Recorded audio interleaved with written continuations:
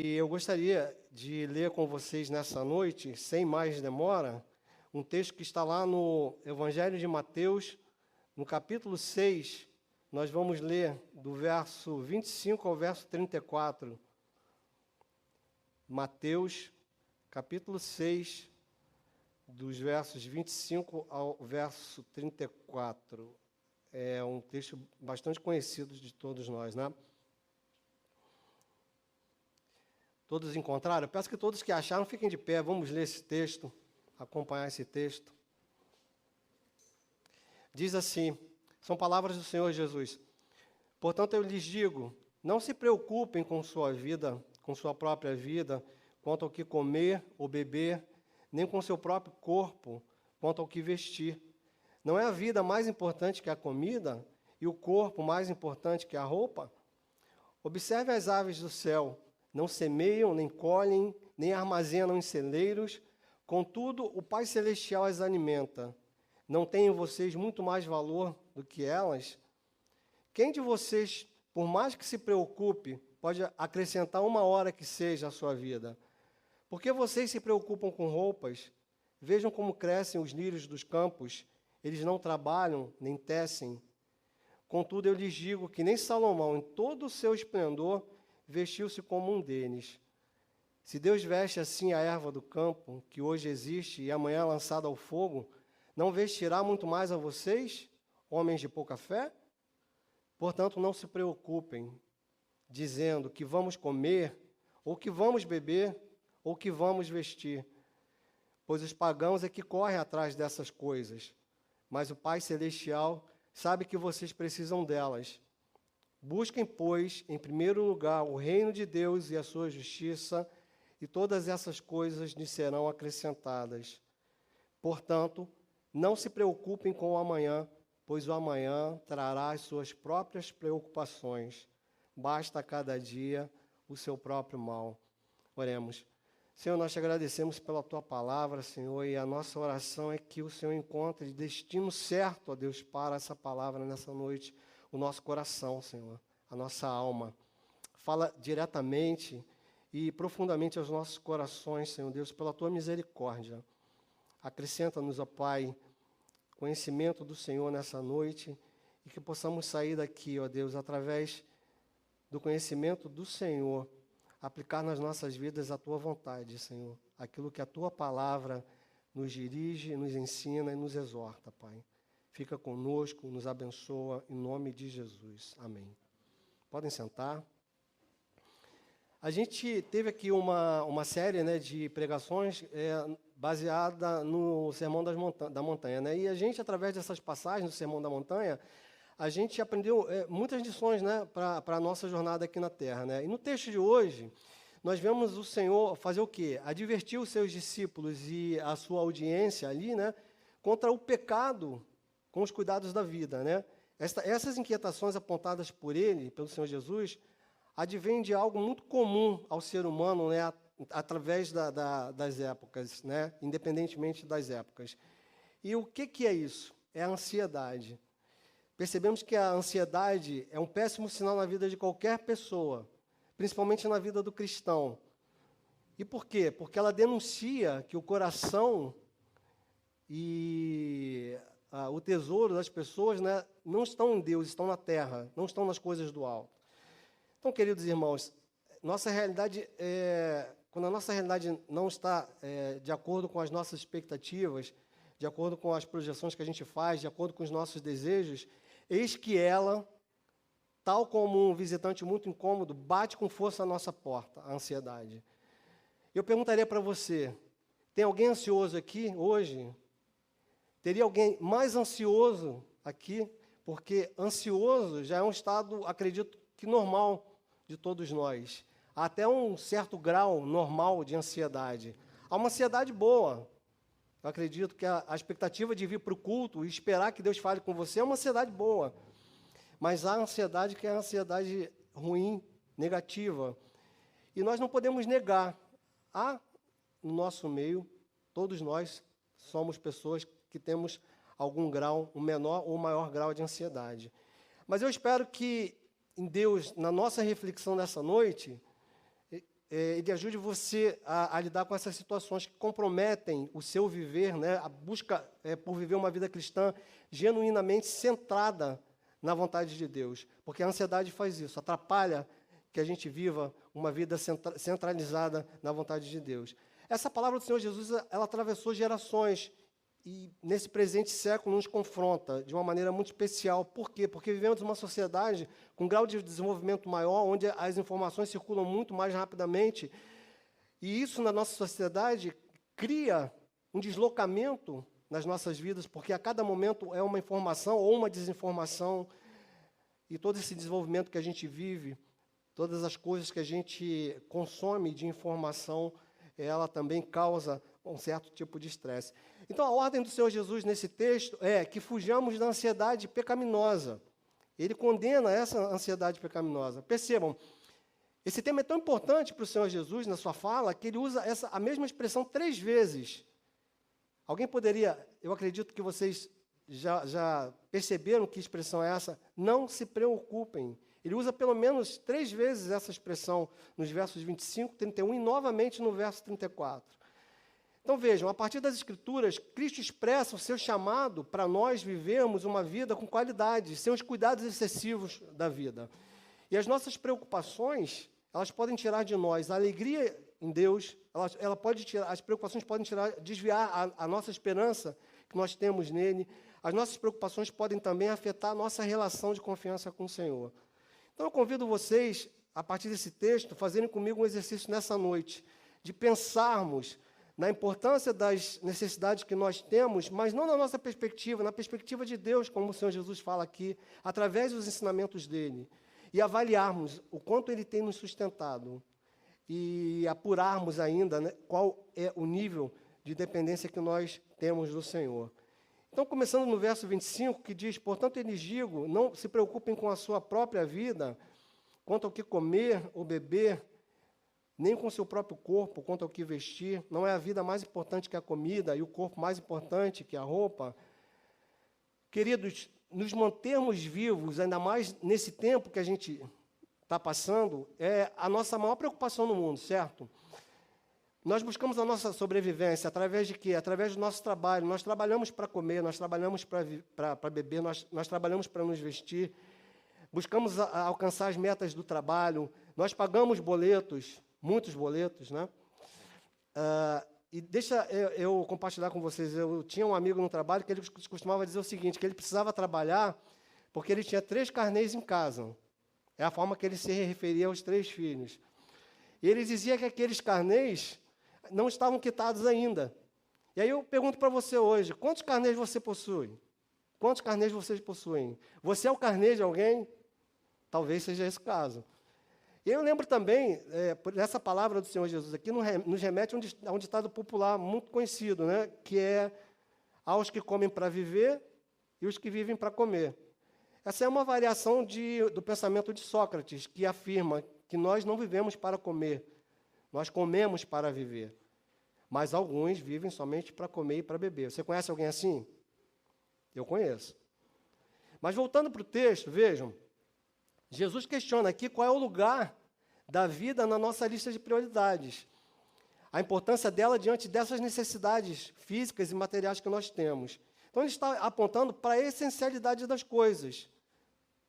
A dicotomia vida versus comida e corpo versus roupa. O comer ele não pode ser maior do que o viver. E a roupa também não pode ser mais importante do que o corpo. E eu entendo assim, ainda que haja uma relação mais simbiótica, digamos assim, entre comer e viver, tanto a comida quanto o vestuário são apenas meios, né, que nos mantêm vivos, que mantém o que é mais importante para a gente, que é a vida e o corpo. Então, essas preocupações, elas são um sinal que acende quando deixamos que essa ansiedade, ela tome conta de nós. E pior do que tomar conta de nós, tomar o lugar de Deus nas nossas vidas. Porque quando nós agimos assim, nós esquecemos de que Deus é o nosso provedor e nós esquecemos de que Ele quer nos dar a vida abundante. E isso acontece porque nós negligenciamos, então, portanto, a segurança da provisão de Deus e do zelo de Deus por nós. Então, se nós atentarmos para as palavras do Senhor Jesus aqui sobre a real importância da vida, nós vamos precisar reprogramar o nosso entendimento de vida, do que é vida para a gente e do que é vida para Deus. E eu não tenho medo de errar, de dizer para vocês que, como consequência desse raciocínio, a gente vai precisar fazer modificações, ajustes na forma como a gente vem vivendo, na forma como a gente tem vivido. Então, entenda, Jesus está dizendo que nós não devemos nos preocupar com as coisas básicas da nossa sobrevivência. Por quê? Porque as nossas necessidades de sustento, elas serão supridas pelo cuidado providencial de Deus. Mas, na realidade, não é assim. Na verdade, as nossas dores de cabeça vão além do básico, correto? Frequentemente, estouramos o limite do cartão de crédito e achamos que Deus tem que pagar a conta no vencimento. Quando nós nos deparamos, com essa realidade, a gente conclui que a ansiedade é um monstro que ganhou asas na pós-modernidade. Ela não existe de agora, mas ela ganhou asas na pós-modernidade. Por quê? Porque a gente sofisticou a nossa maneira de viver, o nosso americanizando, né, Gabriel? Nosso way of life. Então, a gente fugiu de viver o simples, Somos envolvidos, engolidos por essa sociedade onde o que é mais importante é ter do que ser. E o sociólogo Zygmunt Bauman, ele fala no seu livro, Amor Líquido, sobre isso. Ele diz que o ser humano saiu do estágio da necessidade de ter, a gente avançou para o desejo de possuir, e a gente agora vive o período do impulso de acumular e de substituir coisas. E chegamos ao ponto crítico de contaminarmos, inclusive, os nossos relacionamentos com esse conceito de coisificação, de tratarmos as nossas relações afetivas, nossas relações sociais, como se fossem produtos de prateleira do supermercado. Mas a afirmação do Senhor é clara e contrária a essa pressão que a gente sofre do mundo. O Senhor nos diz que a vida é mais importante que a subsistência. Eu não estou ignorando isso, é claro, nós precisamos de comida, precisamos de roupa, porém, precisamos entender que elas são inferiores à vida e ao corpo. Então, queridos irmãos, nós podemos comer a melhor comida, podemos vestir a roupa de marca mais famosa. Alguns vão se identificar comigo aí. Na minha época, o máximo era usar camisa da Toulon e vestir calça da US Top. Ninguém sabe que marca é essa, Mas, olhem, tudo isso que a gente consome é produto, é fruto e produto das mãos do homem. Mas a nossa vida não, a nossa vida é sopro de Deus. Então, eu quero dizer para você que a tua vida é bênção de Deus. Então, por favor, ouça isso com atenção, contrariando todas aquelas propagandas que a gente vê no horário nobre, Você não é o que você come, você não é o que você veste, você não é o que você tem. Tudo isso pode falar, aparentemente, muito de você, mas a tua essência precisa refletir Deus. As tuas atitudes, as minhas atitudes, precisam espelhar a gratidão por Ele, que renova todos os dias o nosso fôlego. Fôlego que tantos hoje estão precisando, que tantos estão precisando nesse momento. Então, pense comigo, na última reflexão desse versículo. Se Ele te deu o corpo e a vida num ato de amor, de profundo cuidado, você acha que há alguma coisa que Ele possa deixar de fazer? Ele possa deixar de fazer algo que vai te faltar? Sigamos para o próximo versículo, versículo 26. Observem as aves do céu, não semeiam, nem colhem, nem armazenam em celeiros. Contudo, o Pai Celestial as alimenta. Não tem em vocês muito mais valor do que elas? Eu gosto muito da forma didática como o Senhor Jesus, Ele fala aos seus ouvintes e Ele os ensina. Então, Ele parte da sua percepção da natureza para abordar questões mais importantes da vida. E o que a gente aprende aqui? A gente aprende, através da observação das aves, com o mestre, a confiar na providência divina. O texto diz o quê? Elas não trabalham, elas não acumulam, elas não ajuntam para amanhã, e mesmo assim Deus as sustenta hoje. Vocês lembram do maná, lá no meio do povo de Israel, que caía do céu para alimentar o povo que passava pelo deserto? Eles não precisavam guardar para outro dia. Por quê? Porque ao amanhecer, Deus daria uma nova provisão para eles. Ainda assim, aquele povo reclamão não estava satisfeito. E este episódio é pedagógico para nós hoje. Por quê? Porque vivemos a era dos inconformados. para quem nada nunca está bom, não é assim? E a gente aprende que as aves, elas cantam ao Criador. Eu vejo a algazarra dos pardais lá no meu quintal, eu fico encantado com a forma como eles interagem. Eu não sei explicar o que seria aquilo. Até pesquisei um dia desses, mas não cheguei a uma conclusão. Mas eu entendo que há um toque divino ali naquela coisa, né, deles cantarem com toda aquela alegria. E a gente pensa, como eles se alimentam? Como que eles encontram água para beber? Eles fazem isso usando os seus instintos naturais. Mas eles sobrevivem através dos meios que Deus colocou disponíveis na natureza para eles, certo? E uma notícia triste para vocês aqui. Eles precisam se alimentar, se alimentam de insetos, e a título de informação, essa espécie ela está na lista de extinção. Vocês acreditam que os pardais estão na lista de extinção? Por quê? Por causa dos fertilizantes agrícolas, que têm reduzido a quantidade de insetos, e por causa da verticalização das cidades também. E o impressionante é que ainda assim eles resistem, pelo menos lá no meu condomínio. Existem muitos ainda. Então, irmãos, nesse nosso pequeno esforço de entender a partir do que o Senhor fala, a partir das aves, né, a gente entende que elas prestam verdadeiro louvor a Deus. E as nossas preocupações cotidianas, elas têm exercido um poder inibidor de adorarmos ao Senhor. Tem prejudicado que sejamos verdadeiros adoradores. Nós já despertamos do sono preocupados com os índices econômicos, com os preços do supermercado, com as contas que estão vencendo. Mas o ponto central de reflexão nesse versículo é: porventura, não sabemos que na escala de Deus nós somos mais preciosos que esses pequenos e frágeis animais? Então, Jesus nos chama a responder essa pergunta. Urge que a gente responda com a reversão do nosso viver, do nosso modo de viver, que eu diria hoje até psicótico, dado o nível de preocupações que a gente tem conosco. Então, nós precisamos, sobretudo, começar por enxergar como as aves enxergam a dependência incondicional de Deus. Eu sei que as tuas lutas diárias com as coisas do mundo podem te aprisionar em vários aspectos da sua vida. Mas, assim como as aves, a gente aprende que a gente pode viver essa liberdade em Cristo, confiando sempre, independentemente das circunstâncias, mas no poder de Deus, não na nossa própria força.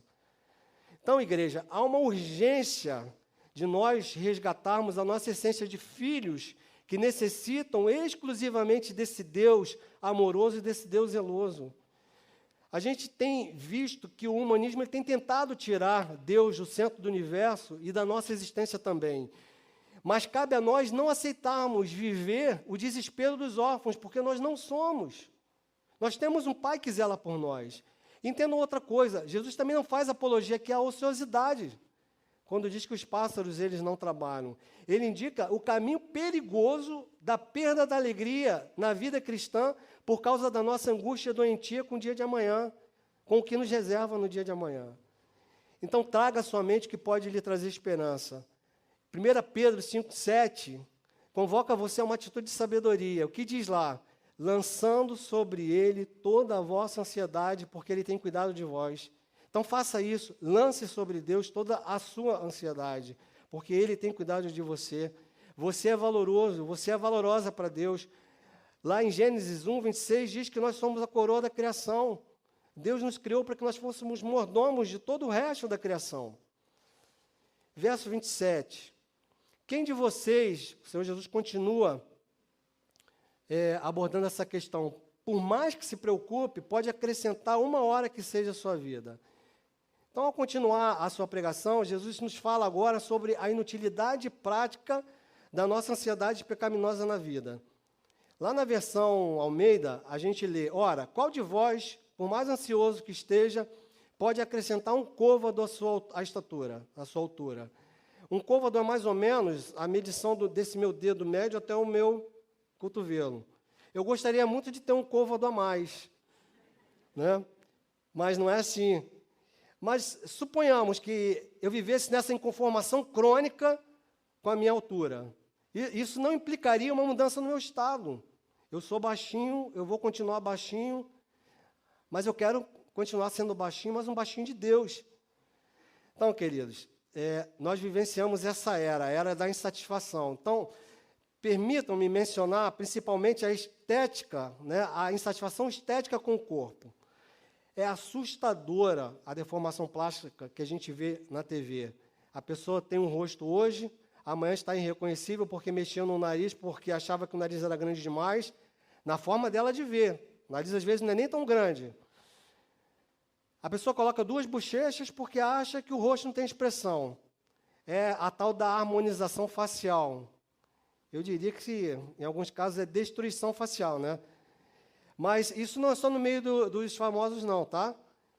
Esta é a materialização desse tempo de inadequação produzida pelo sistema, né? Preste atenção. Pense em quanto é inútil essas preocupações que a gente tem.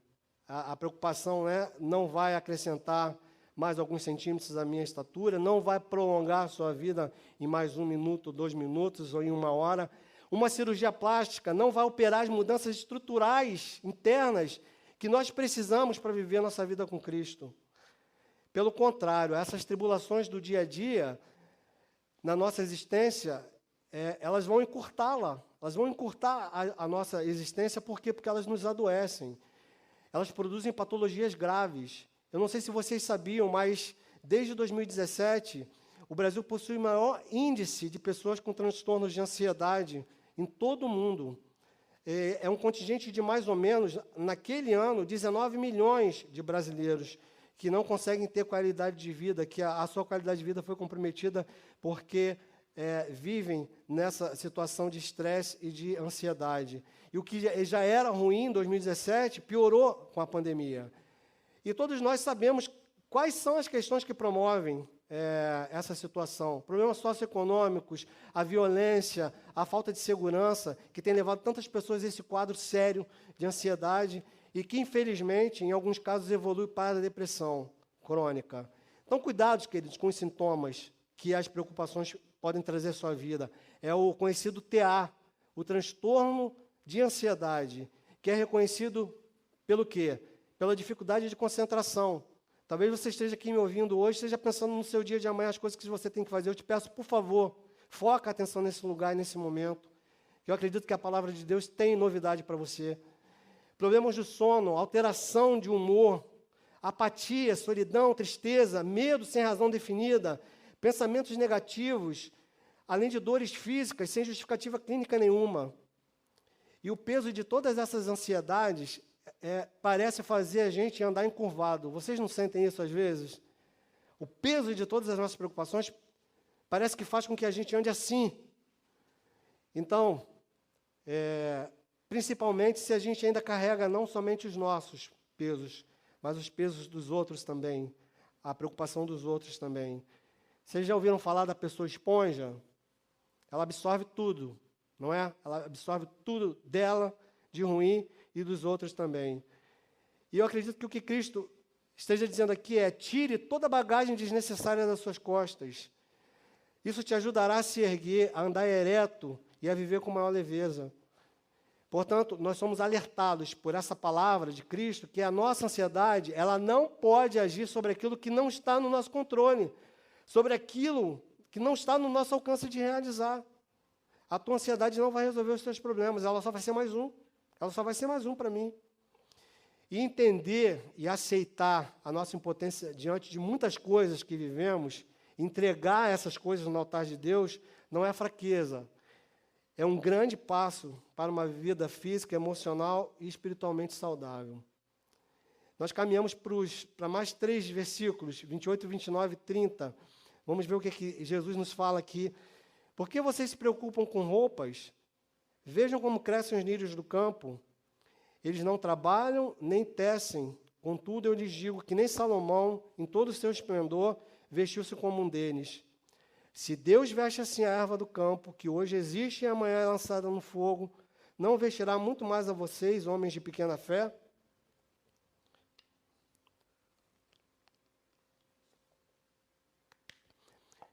Eu diria que a gente entrou agora no aspecto delicado desse sermão de Jesus. Porque esse versículo 28, ele se aplica às mulheres. Vocês não acham, homens? Vocês não concordam comigo? Qual é o verso 28? Por que vocês se preocupam com roupas? A gente poderia contextualizar. Por que vocês se preocupam em ter tantos sapatos e bolsas? Mas, mulheres, não fiquem preocupadas. As suas peças de roupas e acessórios, elas podem ser achadas bem baratinhas. Vocês sabem onde, né? Vende bem baratinho. Eu não vou dizer o nome da loja para não fazer propaganda. E se não achar lá, a gente tem o bazar aqui, né? Daqui a pouco a gente está fazendo outro. Mas, descontração à parte, não me levem a mal, né? As mulheres. Mais uma vez, Jesus aqui, ele ratifica a nossa posição na sua escala de valores. Salomão era um rei, se vestia esplendidamente, mas nem assim podia ser comparado à beleza dos lírios, assim como nós também não.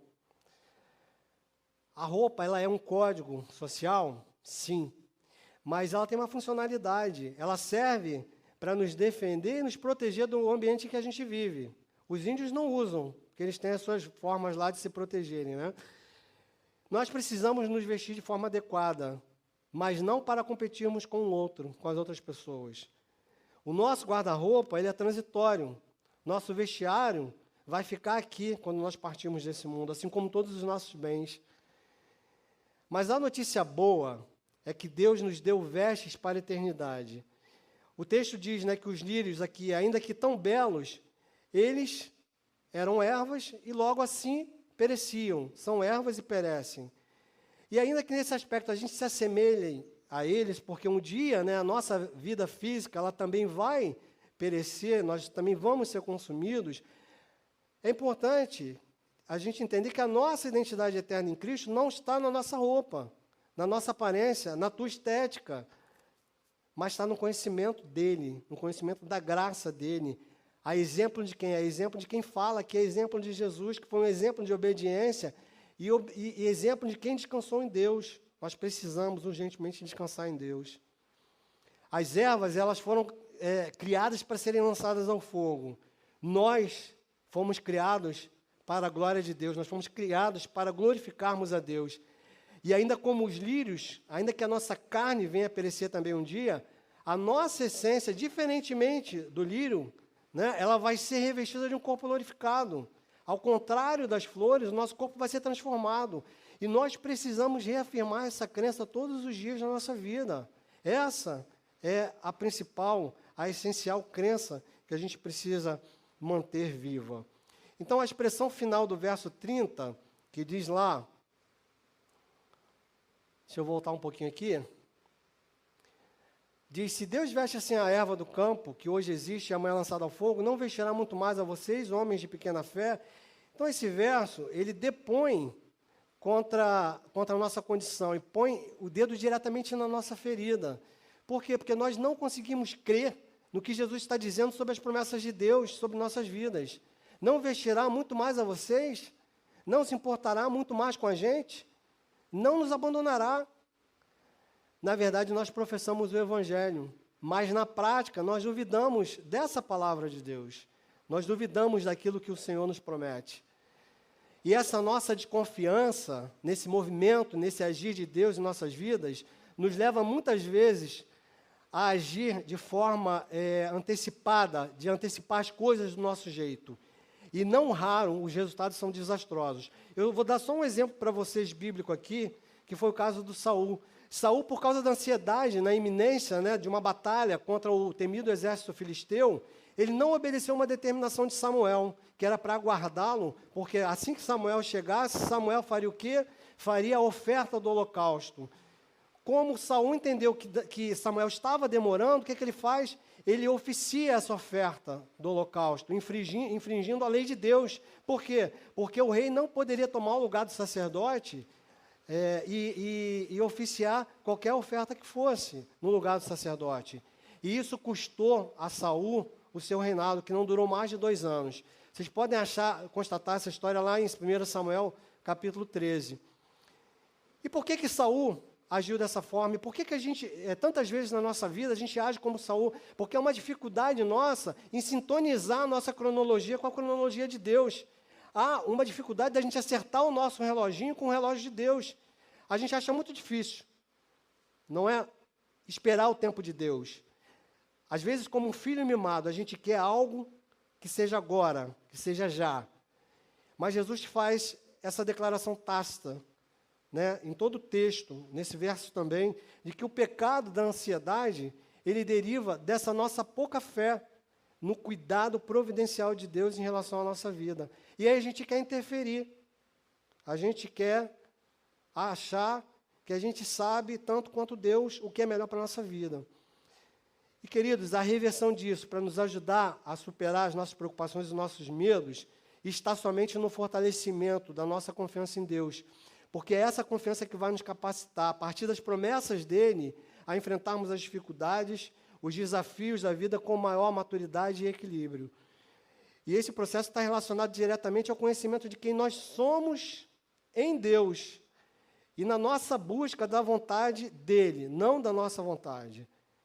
E a gente chega aos versos 31 e 32, onde Jesus diz assim: portanto, não se preocupem dizendo que vamos comer, ou que vamos beber, ou que vamos vestir, pois os pagãos é que correm atrás dessas coisas, mas o Pai Celestial sabe que vocês precisam delas. Então, Jesus enfatiza aqui 3 categorias de necessidades, que ele fala durante, é a base desse texto, que é comer, beber e vestir. E ele diz que essas coisas não podem ser preocupações prioritárias na nossa vida.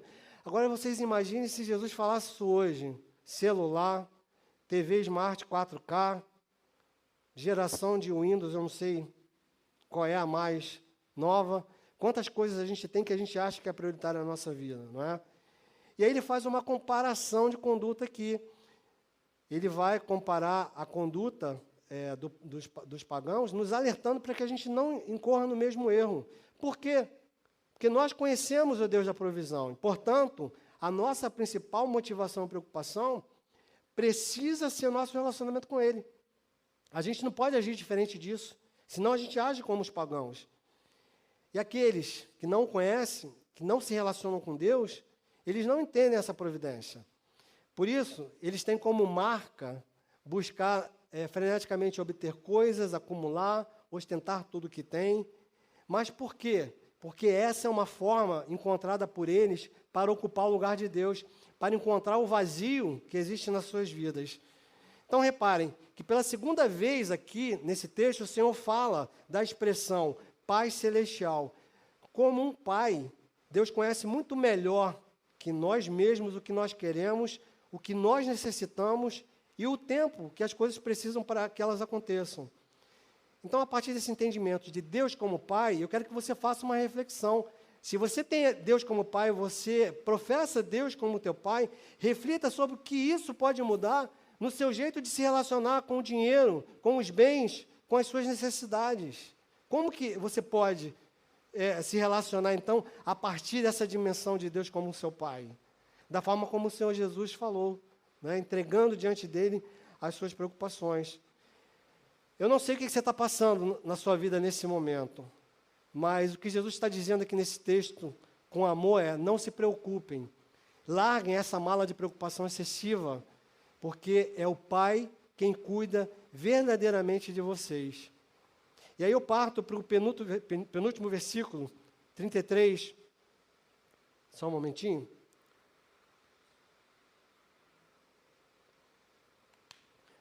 Busquem, pois, em primeiro lugar o reino de Deus e a sua justiça, e todas essas coisas serão acrescentadas.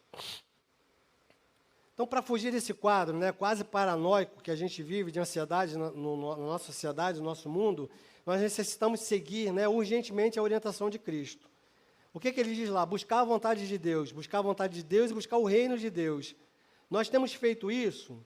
Ou nós temos guiado a nossa vida através da nossa bússola quebrada? Joga essa bússola fora.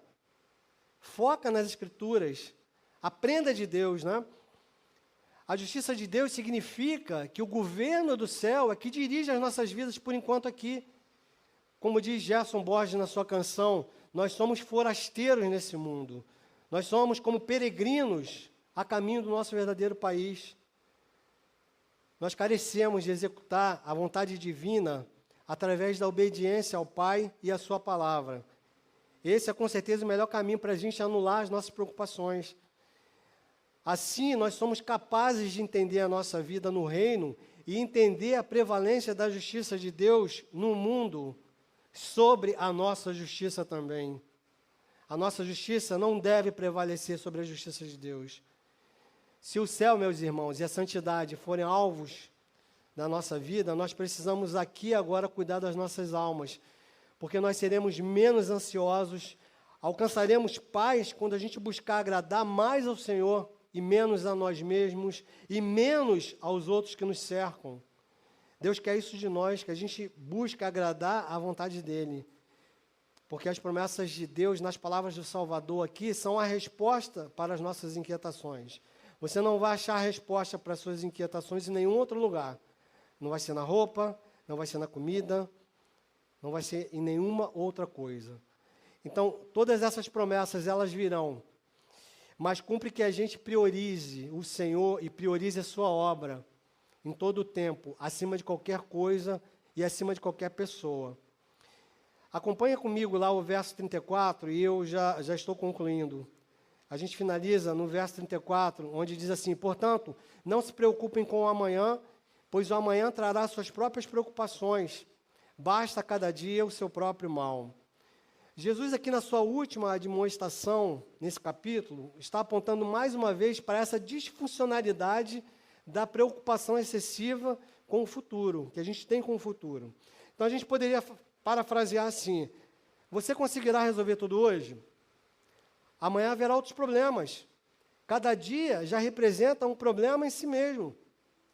E aí eu te pergunto, por que então, meus irmãos, se antecipar aos problemas, se você não sabe nem se viverá, não sabe nem se você vai vivenciá-los amanhã? Por quê? Porque há muitas situações que Deus, que o Senhor transforma e soluciona sem você, sem a sua intervenção, enquanto você está dormindo ou enquanto você está tentando dormir à base de Rivotril. O Rivotril é a vedete da ansiedade, né? Entretanto, o que aquele que o diz nesse versículo, Jesus, é o garantidor do selo do Pai sobre a tua vida. Olha para a obra dele, olha para o que ele enfrentou. Ele venceu o mundo, ele venceu a morte para que você tivesse vida em abundância. E aí eu digo para você, o amanhã virá. O sol brilhará mais uma vez, talvez não. Mas ele continuará com você. Cristo continuará caminhando ao teu lado. E eu não duvidaria em nada que se ele não estiver caminhando do seu lado, se você precisar, ele vai te pegar no colo. Ele vai te carregar no colo. Então, queridos, não se preocupem. Não se preocupem. Não se preocupem. Essa é a voz de Jesus falando para a gente na mensagem dessa noite. Não faça parte dessa estatística da qual a gente está falando. E se você estiver nela, Jesus tem como desejo tirar você de lá. Não deixe a realidade de maneira nenhuma distrair você. Reverta esse tempo seu de preocupação em tempo de encontro com Deus, porque Cristo já consumou a sua obra. E o meu desejo e a minha oração nessa noite é que essas palavras do Senhor tenham um efeito muito terapêutico, curador sobre o teu interior, sobre as tuas batalhas íntimas, pessoais, espirituais, e que essas palavras elas possam alcançar os espaços mais escondidos e profundos do teu coração, deixando o Espírito de Deus agir nessas questões livremente. Amém? Vamos ficar de pé.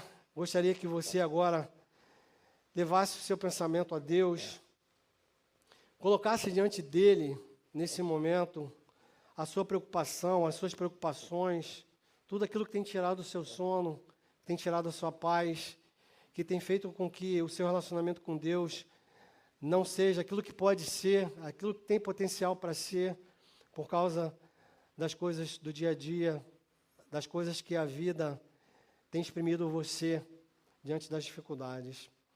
Faça esse exercício nessa hora. Eu vou dar um tempo, coloca diante de Deus essas tuas necessidades.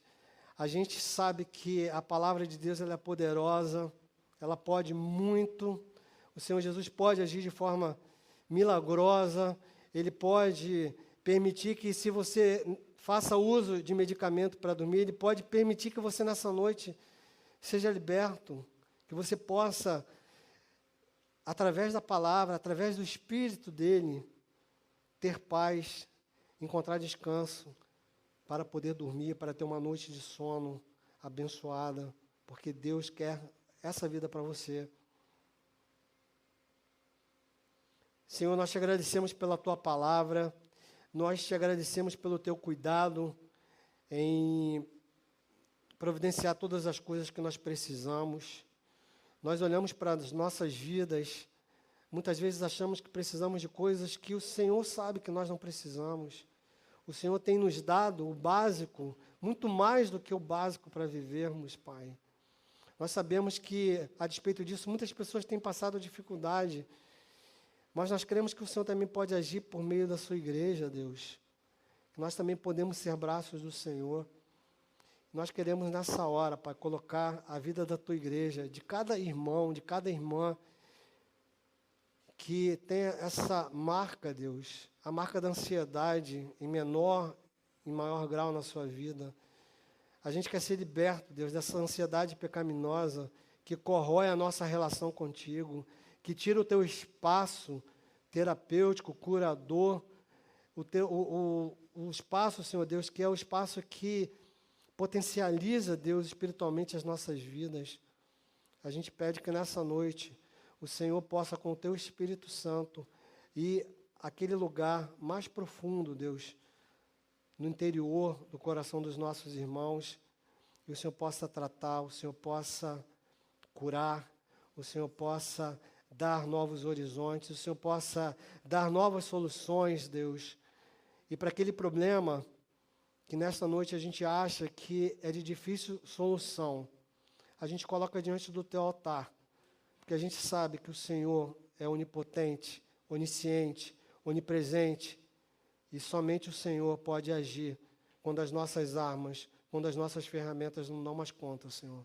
Nós, humildemente, pela tua misericórdia, nós assumimos isso diante do Senhor.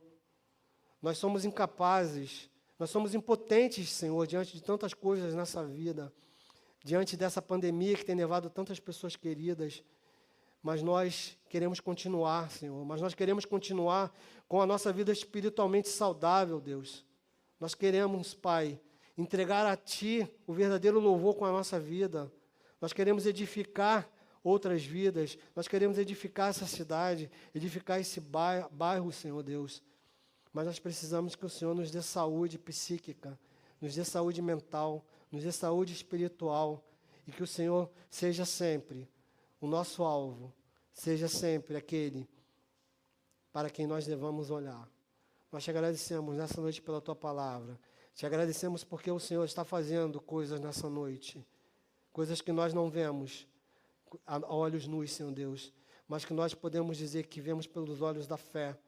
Abençoa cada família representada nesse lugar, a cada problema, Senhor Deus, que o Senhor sabe que existe no meio das famílias, e que o Senhor possa restaurar, o Senhor possa curar, o Senhor possa trazer refrigério, e com isso a Tua igreja cresça, com isso a Tua palavra avance, Senhor, até que o Senhor volte, até que nós o encontremos, Senhor Deus, nas nuvens, como a noiva que espera o noivo. Nós te agradecemos imensamente por tudo que o Senhor é, por tudo que o Senhor faz nas nossas vidas. Em nome de Jesus. Amém.